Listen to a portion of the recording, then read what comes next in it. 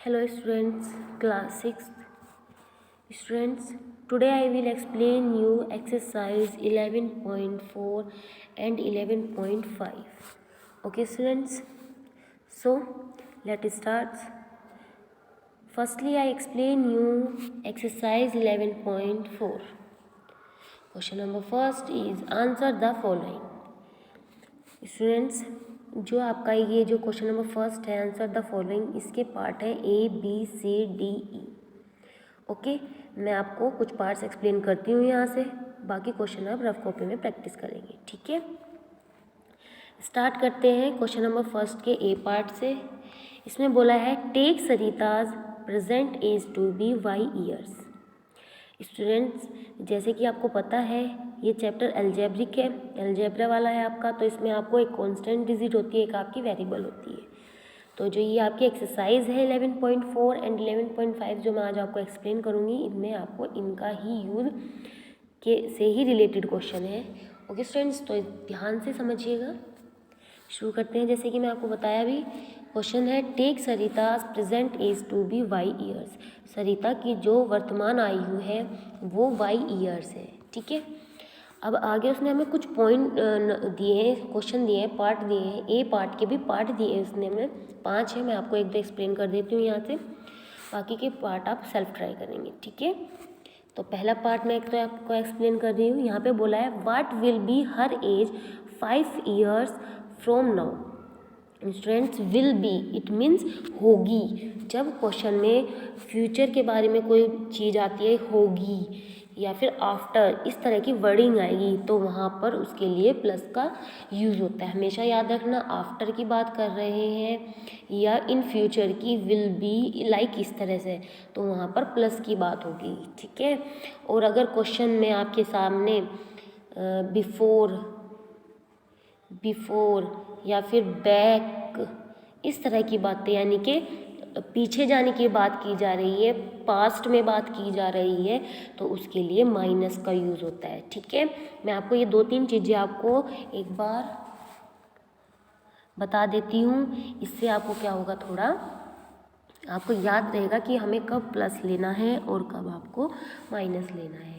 Okay students, इसके बाद है आपकी एक चीज़ और है, जब भी क्वेश्चन में आपसे वो 3 टाइम्स, जैसे यहाँ पे आप देख सकते हैं ए पार्ट का थर्ड क्वेश्चन है जो ये यहाँ पर आप देख सकते हैं, यहाँ पर इसने बोला है 6 टाइम्स, तो 6 टाइम्स का मतलब होता है 6 गुना।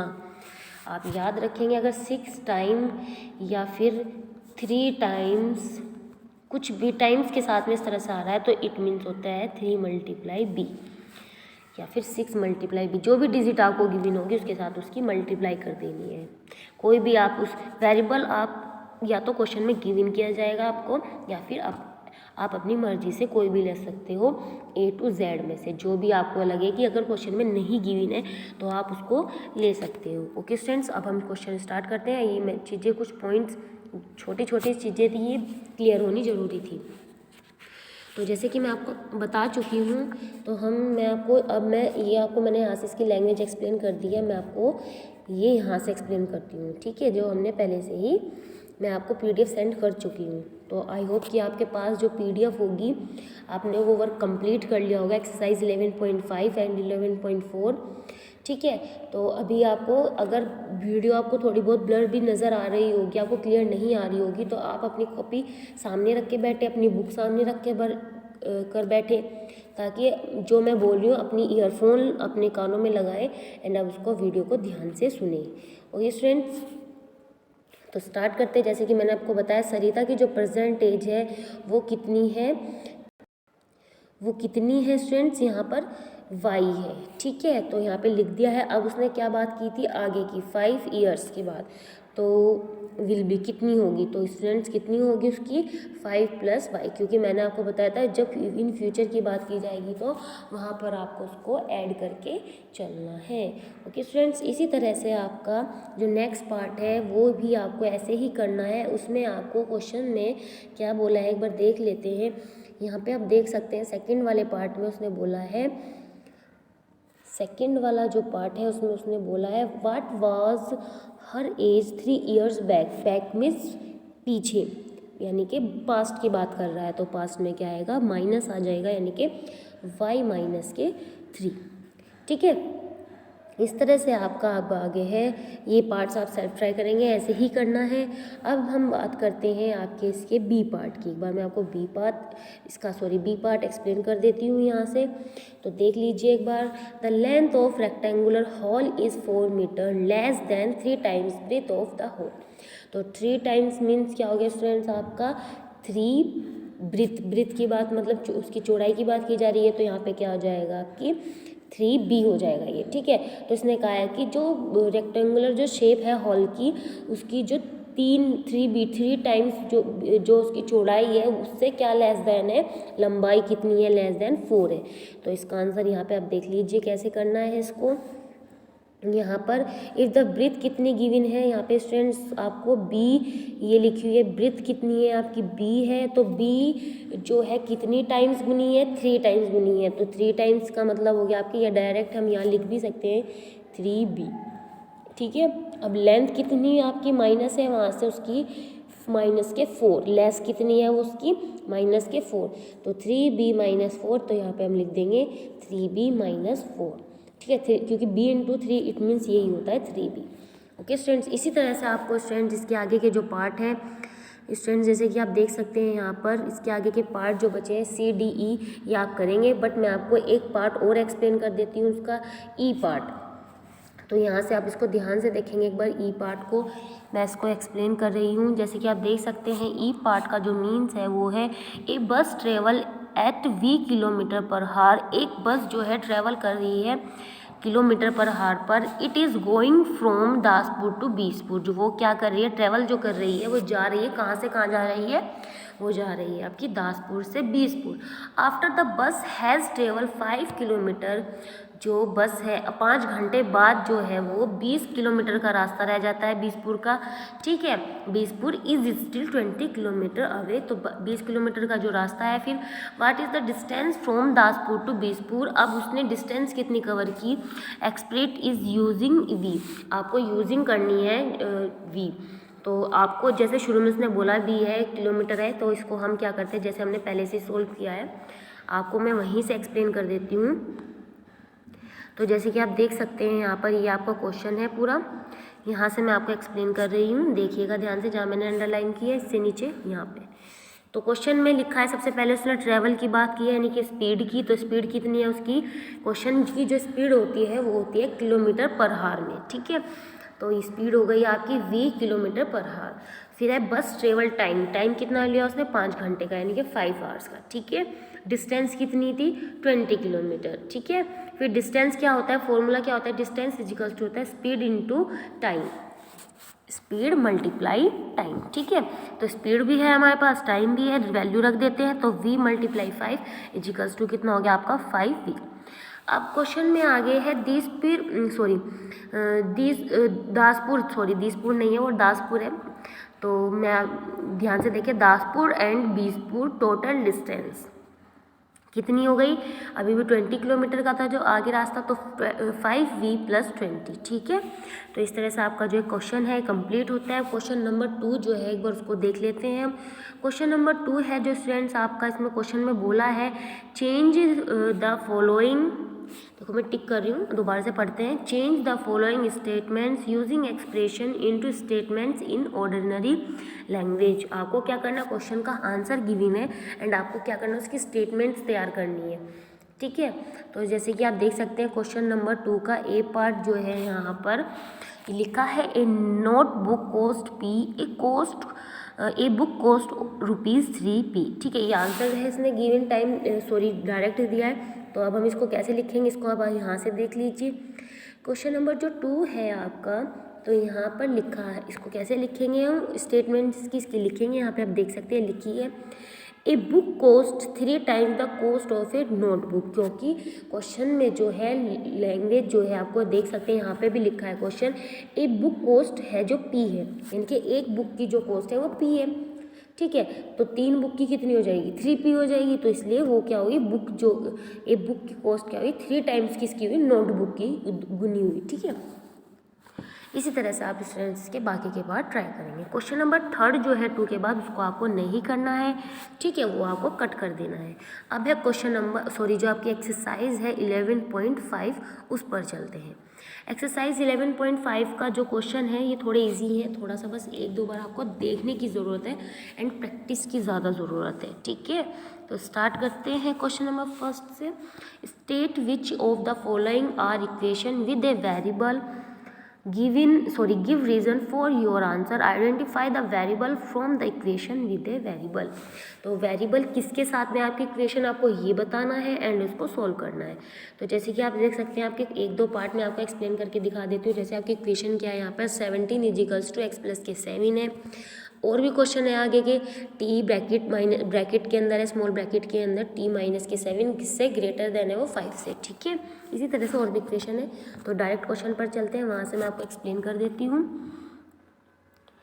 तो जैसे कि मैं आपको पता है मैंने आपको 11.5 की PDF सेंड कर चुकी हूँ। तो आपको आज अगर अभी तक भी आपने काम पूरा नहीं किया है स्टूडेंट्स अपनी एक्सरसाइज 11.4 एंड एक्सरसाइज 11.5 का, तो आज इसको पूरा कर लीजिए। एंड जिन बच्चों ने अपना काम पूरा कर चुके हैं वो इस वीडियो को ध्यान से देखेंगे, समझेंगे एंड प्रैक्टिस करेंगे आज फिर से, ठीक है। तो जैसे कि आप देख सकते हैं क्वेश्चन नंबर फर्स्ट है यहाँ पे मैं आपको इक्वेशन मैंने आपको ऊपर क्वेश्चन दिखा दिया है बुक से, आपकी NCERT की बुक है ये आपकी क्लास 6 की। आपकी इक्वेशन क्या है फर्स्ट 17 = x + के 7। तो जब स्टूडेंट्स आपको याद रखना अगर आपकी इक्वल करके इधर भी डिजिट है एंड इधर भी डिजिट है, आप देख रहे होंगे यहाँ पर एक तरफ आपका वेरिएबल है और एक तरफ आपका वेरिएबल के साथ कोई डिजिट नहीं है। तो स्टूडेंट्स जो आपका वेरिएबल है उसको एक साइड रखेंगे, जो विदाउट वेरिएबल है तो जैसे कि आप देख सकते हैं यहाँ पर वेरिएबल के साथ में आपकी 17 जो इधर है आपकी राइट साइड जो है आपकी सॉरी लेफ्ट साइड जो है उस तरफ नहीं है, वेरिएबल आपका इस साइड है लेफ्ट हैंड साइड, ठीक है। तो आपकी जो राइट हैंड साइड जो है उसमें आपका वेरिएबल है तो उसको आप वहीं रखेंगे विदाउट वेरिएबल के साथ में, और जो आपका वेरिएबल है वो आपका इस साइड चला जाएगा जैसे कि आप देख सकते हैं यहाँ पर। एंड यहाँ पे 17 में से माइनस कर देंगे। आपको याद रखना है जो डिजिट आपकी उधर प्लस में है वो इधर किस में आएगी, माइनस में। तो जैसे कि आप देख सकते हैं ये किस में है, यहाँ पर प्लस में है एंड यहाँ पर क्या में आई है, वो माइनस में आई है। तो इस चीज़ का आपको ध्यान रखना है, ठीक है। अब इसके बाद जो बात करते हैं हम, यहाँ पर आप देख सकते हैं जैसे कि तो आपका x की वैल्यू कितना है यहाँ पर 10 आया है इक्वेशन में। तो 17 = अब हम फिर से क्या करेंगे इक्वल जो आपकी पहले से ही आपका जो आप देख सकते हैं यहाँ पर ध्यान से देखिए आपकी जो इक्वेशन थी वो क्या थी 17 = x + के 7। तो हमने वापस उसको रखा और x की वैल्यू कितनी आई थी हमारे पास 10 आई थी, हमने 10 वहीं पे रखा। अब 17 तो एज इट इज़ रहेगा। अब जो इधर है 10 + 7 ये कितना बन गया 17 बन गया, ठीक है।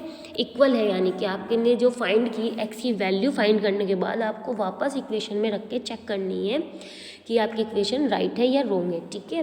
तो यहाँ पे आप देख सकते हैं it is an equation of variable as the both of sides are equal the variable is x, ठीक है। ऐसे ही आपको स्टूडेंट्स आगे के पार्ट ट्राई करने हैं, ठीक है। यहाँ पे आपकी जो इक्वेशन जो है वो सोल्व नहीं हो पाएगी क्योंकि इक्वल करके नहीं है। इसमें हमको क्या करना है डायरेक्ट आप देख सकते हैं जो इक्वेशन हमारी जो है वेरिएबल जो है यहाँ पे t के साथ में है बट वो उससे ग्रेटर देन है। ऐसे ही सी पार्ट है 4/2 = 2। इससे आप देख सकते हैं इससे 2 को 2 कैंसिल करेंगे तो 2 ही आएगा। तो इक्वेशन तो आपकी क्या है इक्वल है बट ये वेरिएबल के साथ नहीं है, ठीक है। ओके स्टूडेंट्स, तो इस तरह से आपको ये सारे पार्ट करने हैं आगे के। आई होप कि आपको समझ आया हो कैसे करना है आपको। एक बार इसका ई पार्ट देख लीजिए। ई पार्ट में भी आपको क्या करना है पहले इसको सोल्व कर लेना, एक्स की वैल्यू फाइंड कर लेना, फिर एक्स की वैल्यू डायरेक्ट फिर दोबारा से इक्वेशन में रखना एंड इसको सोल्व करना। देखिए मैं फिर से एक बार रिपीट कर रही हूँ। इधर आप देख सकते हैं विदाउट वेरिएबल है, साइड वेरिएबल के साथ है। तो वेरिएबल को एक साइड रखेंगे, विदाउट वेरिएबल जो जो डिजिट है उनको सोल्व कर लेंगे। जैसे कि आप देख सकते हैं एक्स की वैल्यू 6 आ गई। फिर जो एक्स की वैल्यू आएगी उसको वापस अपनी इक्वेशन में रखना एंड इसको सोल्व करके चेक करना कि ये इक्वल आई है या नॉन इक्वल आई है, ठीक है। इसी तरह से इसके आगे के पार्ट ट्राई करना। अब है आपका क्वेश्चन नंबर 2। क्वेश्चन नंबर 2 आप देख सकते हैं यहाँ पर इस तरह से है। क्वेश्चन नंबर 2 में आपको y की ये इक्वेशन दी गई है। यहाँ पर आप देख सकते हैं, मैं थोड़ा और जूम करके दिखा देती हूँ। ये आपकी इक्वेशन है 10 = यहाँ मैं अंडरलाइन कर रही हूँ 10y = 80। इन्होंने बोला है कि y की वैल्यू जो है वो 10 है, तो आपको इक्वेशन सोल्व करनी है। तो अगर आप y की वैल्यू यहाँ पे 10, ये आपका मैं लिख के दिखा देती हूँ, 10y इजिकल्स टू 80 है, ठीक है। तो 10y इजिकल्स टू 80 है, तो y की वैल्यू कितनी दी है उन्होंने, 10 दिया है, तो 10 की मल्टीप्लाई 10 में करेंगे तो 80, तो ये कितना आ गया 100 इक्वल 80। तो ये आपका नो आएगा क्योंकि ये इक्वल नहीं आया है। ऐसे ही आपको सब में चेक करना है कि ये आपका इक्वल आता है या नहीं आता है। तो इसमें आपको एक बार दिखा देती हूँ फिर से, यहाँ पे देखेंगे आप ध्यान से स्टूडेंट्स, यहाँ पे आप देखिए मैंने यहाँ पे सोल्व किया है ऐसे ही। तो फिर से आपकी जो नेक्स्ट डिजिट है वो आपकी 10y इक्वल्स टू 80, यानी कि इक्वेशन आपको फिर से यही दी है।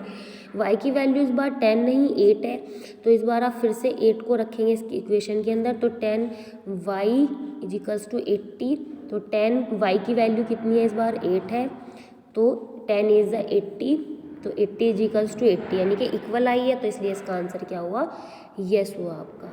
तो इसका आंसर क्या हुआ, यस हुआ। इसी तरह से आपको स्टूडेंट्स इसके बाकी के पार्ट भी ट्राई करने हैं। अब मैं आपको इसका क्वेश्चन नंबर 3 एक्सप्लेन कर देती हूँ। क्वेश्चन नंबर 3 बहुत ही सिंपल है, केवल क्या करना है एक बार देख लीजिए। मैं आपको एक बार क्वेश्चन रीड कर देती हूँ इसका। क्वेश्चन नंबर 3 जो है यहाँ पे देख सकते हैं, pick out of the solution from the values given in the brackets next to each equation, show that the other values do not satisfy the equation. आपको क्या करना है, इक्वेशन दिए हैं यहाँ पर, जैसे कि आप देख सकते हैं ए पार्ट में 5m इजिकल्स टू 60। तो सबसे पहले आपको m की वैल्यू, m के प्लेस पर 10 को रखना है। अगर इक्वल आता है तो यस लिखेंगे, नहीं आ रहा है तो नो लिखेंगे, ठीक है, सेटिस्फाई। उसके बाद 10 के बाद फिर आपको 5 रखना है, फिर 12, फिर 15, एक एक करके चारों को रखना है m के प्लेस पर। तो मैं आपको दिखा देती हूँ, एक क्वेश्चन एक्सप्लेन कर देती हूँ, बाकी के आप ट्राई करना। यहाँ पर आप देख सकते हैं सबसे पहले मैंने m के प्लेस पर 10 को रखा, तो 5 की मल्टीप्लाई 10 से की एंड मल्टीप्लाई करने के बाद मेरा आंसर आया 50 इजिकल्स टू 60। तो ये क्या हुआ, सेटिस्फाई नहीं हुआ, तो इसके लिए इसका आंसर नॉट सेटिस्फाई है। उसके बाद मैंने m के प्लेस पर 5 रखा, ठीक है, तो 5 5 से 25 हो गया, 60 ये भी इक्वल नहीं हुई। फिर 5 के प्लेस पर मैंने अपनी बार 12 रखा, तो 12 5 से 60, ये सेटिस्फाई है। यहाँ पर मैं बाई मिस्टेक लिखना भूल गई, ये आपकी इक्वल है इसलिए यहाँ पे सेटिस्फाई आएगा, ठीक है, इसको सही कर लेना आप स्टूडेंट्स, ये नॉट सेटिस्फाई नहीं है, सेटिस्फाइड है, ओके। उसके बाद आपका m इजिकल्स टू 15 है। 15 जो है आपका यहाँ पे आप देख सकते हैं, तो 15 की मल्टीप्लाई 5 से करेंगे तो ये नॉट सेटिस्फाई है, ठीक है। इसी तरह से आपको आगे के पार्ट सॉल्व करने हैं। अब इसका मैं एक बार पार्ट जो है क्वेश्चन नंबर आगे के हैं जो आपके, इसका पार्ट जो है एक्सरसाइज 11.5 की 4 का जो ए पार्ट है वो एक्सप्लेन कर देती हूँ स्टूडेंट्स। ये आपकी सेम क्वेश्चन है ऊपर की तरह ही, इसमें आपको क्या करना है, इक्वेशन गिवन की है ये m प्लस के 10, ठीक है, और m की वैल्यू आपको एक बार 1 दी है, एक बार 2, एक बार 3, 4, 5, 6, 7, 8, 9, 10। आपको करना हर बार चेंज करके करना है, पहले m की वैल्यू 1 रखनी है, फिर 2, 3, 4 ऐसे रखना है, यानी कि m की वैल्यू पहले 1 रखेंगे। इक्वेशन क्या है, m प्लस के 10 हमेशा वही रहेगी, बस आपको चेंज करनी है m की वैल्यू। तो पहली बार हम 1 रखेंगे तो क्या आएगा, 11 आएगा, ठीक है। नेक्स्ट टाइम हम क्या रखेंगे, m की वैल्यू 2 रखेंगे, तो m प्लस क्या है आपका 10 है, तो 2 + 10 हो जाएगा, तो आंसर क्या आ गया, 12 आ गया। तो इसी तरह से आप देख सकते हैं जो मैंने आपको इक्वेशन सेंड की थी यहाँ पर, तो इसी तरह से मेरे आंसर क्या है यहाँ पे आते जा रहे हैं। अगर 1 रखा तो 11 आया, 2 रखा 12 आया, 3 रखा 13 आया, 4 रखा 14 आया, 5 रखा 15 आया, 6 रखा तो 16 आया, 7 रखा तो 17 आया, 8 रखा तो 18 आया, 9 रखा तो 19 आया, 10 रखा तो 20 आया, ठीक है। इसी तरह से आपको आगे के पार्ट इसका जो है वो सोल्व करना है। मैं आपको एक और पार्ट करके बता देती हूँ इसका, जैसे कि ये ही है आपका Z पार्ट बता देती हूँ। इसमें क्या करना है, Z की वैल्यू पहले 8 दी है, फिर 9 दी है, फिर 10 दी है। तो सबसे पहले इन्होंने खुद ही सोल्व करके दिखा दिया हमें कि 8 की वैल्यू अगर ये रखा तो ये आया, 3 की रखी तो ये आया, 10 का रखा तो ये आया। तो अब आपको क्या रखना है, Z की वैल्यू 11 रखना है। तो इक्वेशन क्या है, Z/3 है, तो Z की वैल्यू क्या रखनी है इस बार, 11 रखनी है। तो 3 से इसको डिवाइड करेंगे, तो डिवाइड करने पर पूरा नहीं कटेगा, इसको क्या करेंगे, मिक्स नंबर में चेंज कर लेंगे, 3 3 × 9 हो जाएगा। यहाँ पे 2 आ गए, तो 2 जो सबसे नीचे होता है वो सबसे ऊपर जाता है, जो यहाँ होता है वो यहाँ क्वाड्रेंट आपका यहाँ जाता है, ठीक है। यहाँ मैं इसको रफ कर देती हूँ क्योंकि यहाँ नहीं रहा है वरना यहाँ पर, तो 3 और ये वाला पार्ट आपका डिवीज़न यहाँ का क्वाड्रेंट, उसमें सॉरी डेनोमिनेटर में चला जाता है। इसी तरह से आपको सारे पार्ट की इक्वेशन रखनी है एंड सोल्व करना है। इसी तरह से आपको डी पार्ट है फ्रेंड इसका, ये करना है, और क्वेश्चन नंबर 5 आपको नहीं करना है, ठीक है।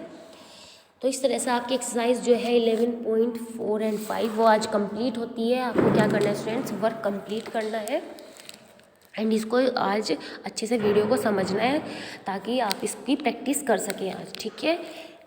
Okay students, so thank you and have a nice day.